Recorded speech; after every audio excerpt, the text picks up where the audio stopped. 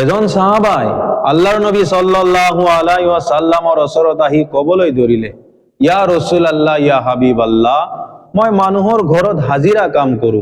মোৰ এটা উট আছে আৰু সেই মোৰ উটৰ পিঠিত মই মানুহৰ মাল বজাই দিওঁ আৰু হেনেকে মই কি কৰো, মানুহৰ ঘৰত হাজিৰা কাম কৰো, দিন হাজিৰা কাম কৰি এনেকে খাই আছো। কিন্তু ইয়া ৰাসূলুল্লাহ, যেতিয়া মই গধূলি ঘৰত আহো, যেতিয়া বিছনাত শুবলৈ যাওঁ, টোপনি যাওঁ অৱস্থাত এনেকুৱা সময়ত মোৰ উটটোৱে এনেকুৱা ভয়ানক আৱাজ দিয়ে, এবাৰ নহয় দুইবাৰ নহয় বহুতবাৰ এনেকুৱা আৱাজ দি থাকে, যাৰ কাৰণে মোৰ টোপনি ভাঙি থাকে। আল্লাহৰ নবী সাল্লাল্লাহু আলাইহি ওয়াসাল্লামই কলে, এ মোৰ সাহাবা, তোমাৰ উটটোক তুমি লৈ আহা মোৰ ওচৰত। সাহাবাজনে উটটো লৈ আহিলে।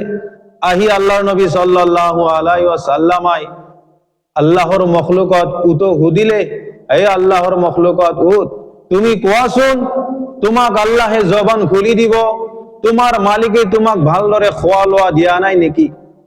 তোমাৰ মালিকে তোমাৰ পিঠিৰ ওপৰত বেছিকৈ মাল বজাই দিয়ে নেকি? যিমানখিনি দিব লাগে তাতকৈ বেছিকে বজাই দিয়ে নেকি? তোমাক সময়মতে ছুটি নিদিয়ে নেকি? লগে লগে আল্লাহ পাক রব্বুল আলামিনে উটৰ জবানটো খুলি দিলে। জবানটো যেতিয়া খুলি দিলে, এই উটে কবলৈ ধৰিলে, প্ৰথম আল্লাহৰ নবী সাল্লাল্লাহু আলাইহি ওয়াসাল্লামক সালাম দিলে। সালাম দি কলে, ইয়া রাসূলুল্লাহ, ইয়া হাবিবাল্লাহ, আপুনি যিখিনি কথা কৈছে গোটেইখিনি কথা শুদ্ধ।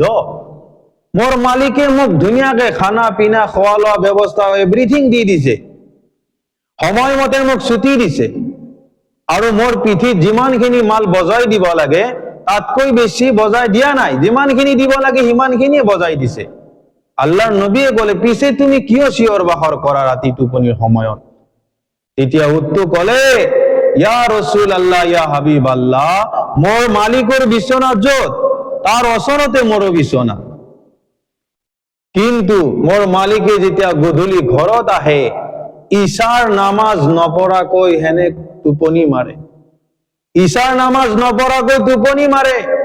মোৰ ভয় হয় ইয়া ৰাসূলুল্লাহ, কাল কিয়ামতৰ মাথোত আল্লাহ পাক ৰব্বুল আলামিনে যদি মোক হিসাব লয়, মোক যদি সুধে, এ মোৰ মখলুকত উট, এজন নামাজী মানুহৰ ওচৰত তুমি আছিলা, তুমি জাগ্ৰত হৈ আছিলা আৰু তোমাৰ ওচৰত তোমাৰ মালিকজনে টোপনি গৈছিলে আৰু নামাজৰ সময় হৈছিলে, তোমাৰ মালিকক তুমি কিয় জগাই দিয়া নাছিলা?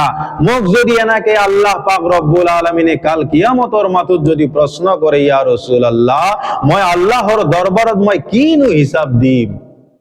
এইটো ভয়ত মোৰ মালিকক মই জগাই দি আছো, ইয়া ৰাসূলুল্লাহ, মই টোপনি যোৱা মানুহক মই শাস্তি কৰা নাই, মই টোপনি তেওঁৰ ভাঙাৰ কাৰণে মই বাৰ বাৰ আৱাজ দিয়া নাই।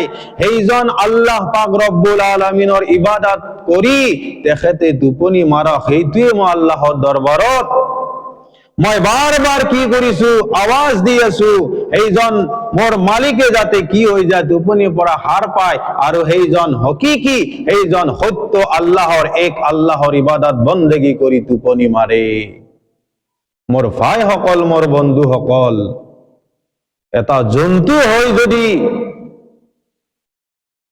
আল্লাহ পাক ৰব্বুল আলামিনক ইমানখিনি ভয় কৰে, আজি আপুনি মই মানৱ হয়, শ্ৰেষ্ঠ হয়, আজি আজান হৈ থাকে আমি তাস খেলাত ব্যস্ত, আজান হৈ থাকে লুডু খেলাত ব্যস্ত, আজান হৈ থাকে মার্বল খেলাত ব্যস্ত, আজান হৈ থাকে আমি চকত আড্ডা দি আছো, পান খাই আছো। মনত ৰাখিব,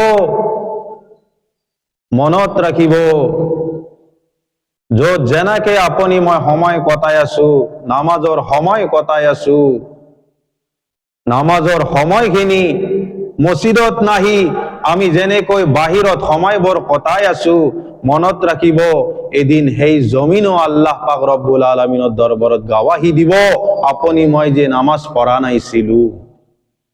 ঘৰো এদিন গাৱাহী দিব আল্লাহ পাক ৰব্বুল আলামিনৰ দৰবাৰত। তেতিয়া আপোনাৰ মোৰ কি হ'ব হিচাপ?